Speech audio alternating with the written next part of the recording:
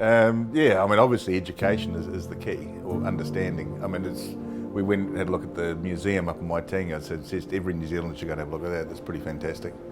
But again, you don't really get an in-depth understanding of what the words are and what it all means. You get a feeling for the gravity of it and this history from that place, but I think you actually need a bit more than that to get some actual knowledge of what's sitting behind those words.